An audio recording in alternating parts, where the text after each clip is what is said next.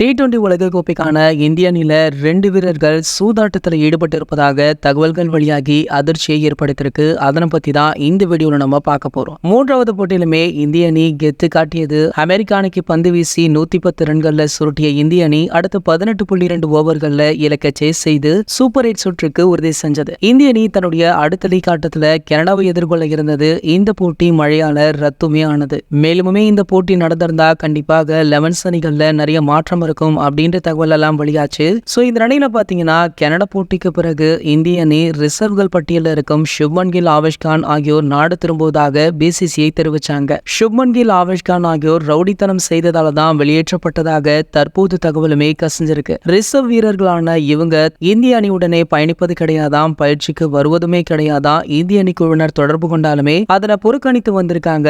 மேலுமே part time பிசினஸ்லுமே ஈடுபட்டு இருப்பதாக சொல்லப்படுது. இந்த நிலையில சுப்மன் கில் மற்றும் ஆவேஷ் கான் ஆகியோர் பார்ட் டைம் பிசினஸ் என்ன செஞ்சாங்க, அது சூதாட்டத்துடன் தொடர்புடையதாக இருக்கும் கோணத்துல BCCI விசாரிச்சுட்டு இருக்காங்களாம். அப்படி மட்டும் அது உறுதியானால் கண்டிப்பாக இவங்க இந்திய அணியிலிருந்து தூக்கப்படுவாங்க அப்படின்றது மட்டும் உறுதி. இது போன்ற கிரிக்கெட் செய்திகளை பத்தி நீங்க உடனே தெரிஞ்சுக்க நம்மளுடைய கிரிக்கெட் நியூஸ் அப்டேட்ஸ் நம்ம சேனலை சப்ஸ்கிரைப் பண்ணிக்கோங்க. மேலும் பக்கத்தில் உள்ள பெல் ஐகானை கிளிக் பண்ணிட்டீங்கன்னா நீங்க நம்ம வீடியோவை மிஸ் பண்ணாம பார்க்கலாம்.